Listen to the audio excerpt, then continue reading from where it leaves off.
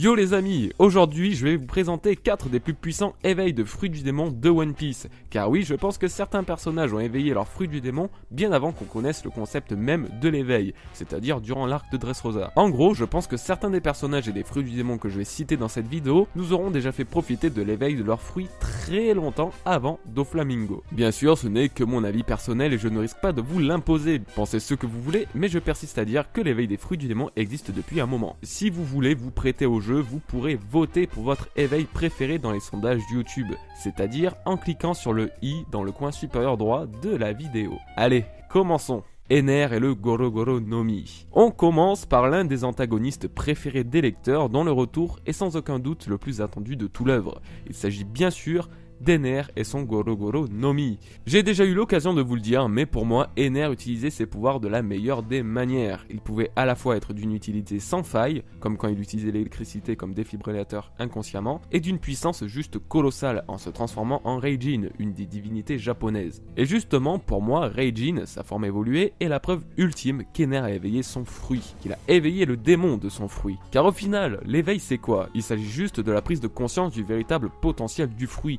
de connaître parfaitement l'étendue de ses pouvoirs. Prenons Doflamingo en exemple. Grâce à l'éveil de son Ito Ito no Mi, il peut changer la matière de l'environnement en fil. Soit dit en passant, je pense que ce genre d'éveil affectant l'environnement est propre aux Paramecia. Les Logia, eux, auront surtout un éveil de puissance avec la manifestation d'une sorte d'entité, comme Reijin par exemple. Bref, du coup, Doflamingo lui a une maîtrise parfaite de son pouvoir. Il pouvait créer un clone, s'auto-régénérer grâce à ses fils, voler et j'en passe. Et ça me fait vraiment penser à Ener et ses capacités comme je le disais plus tôt, réanimation, acquis de l'observation augmentée, etc.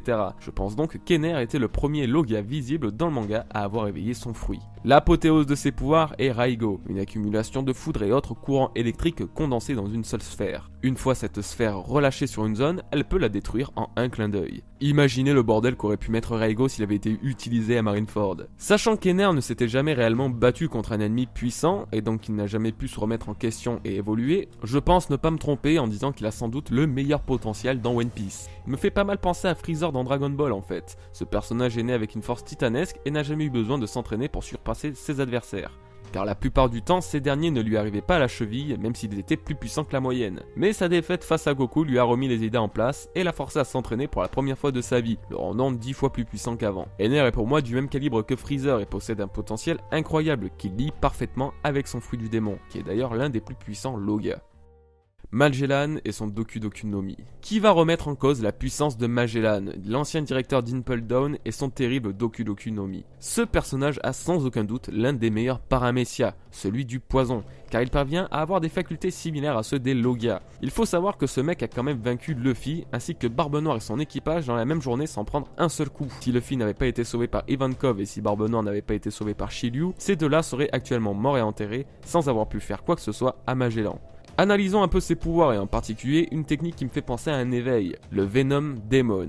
Effectivement, un peu à la façon d'Ener, l'ultime pouvoir de Magellan matérialise un démon de poison amplifiant de manière considérable la corrosité de ce dernier, au point qu'il me semble, d'après ses dires, capable de détruire Impel Down de l'intérieur. De plus, cette technique a un aspect physique très intéressant. Elle reproduit tous les mouvements qu'effectue Magellan et reprend le même design que lui, comme si une fois de plus c'était l'éveil de son démon. Il est aussi dit que le poison du Venom Demon est le plus mortel de tous. Il n'a aucun remède et tue dans les secondes qui suivent le contact, ce qui rend le Doku Doku no Mi, le fruit du démon, à la plus grande capacité létale. Concernant son éveil, comme je le disais tout à l'heure, pour un Paramecia productif comme celui de Doflamingo ou Magellan, c'est l'élément du fruit qui transforme l'environnement. Cependant, je ne pense pas que ça sera pareil avec le Doku Doku no Mi. Rendre l'environnement autant mortel serait abusément abusé. Je pense donc que le Venom Demon est l'éveil de ce fruit et qu'il continuera de gagner en niveau et en capacité avec le temps. En outre, très peu de personnes peuvent le battre. Même avec une bonne maîtrise du acquis de l'armement, je doute qu'on puisse résister à l'effet corrosif de son poison.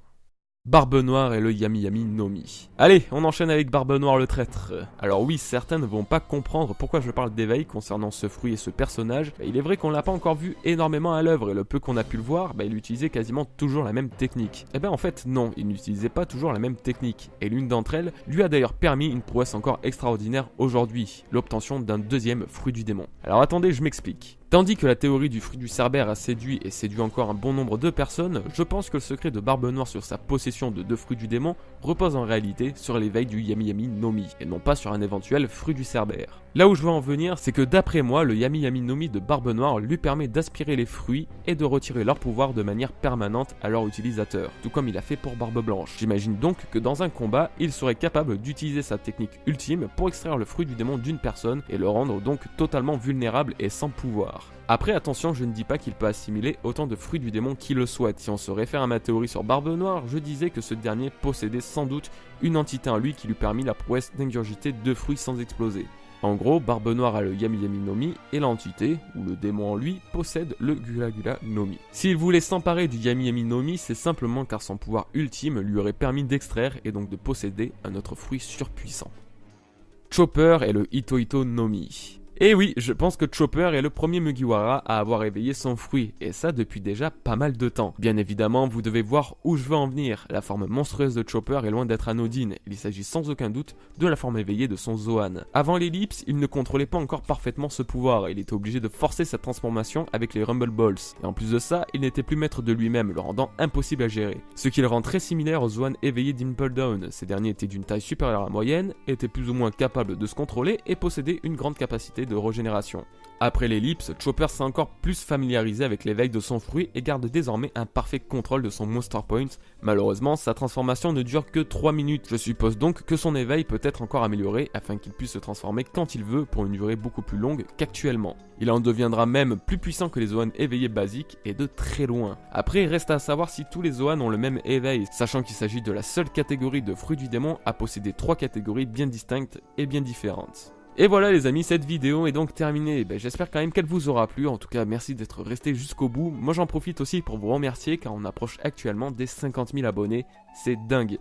Merci vraiment à tous de suivre mes toutes petites vidéos. Je vous réserve bien évidemment quelques petites surprises pour l'occasion. Tout ne viendra pas d'un coup bien sûr, mais j'espère quand même que ça vous plaira. On se dit à très bientôt pour une nouvelle vidéo. Peace à vous les amis.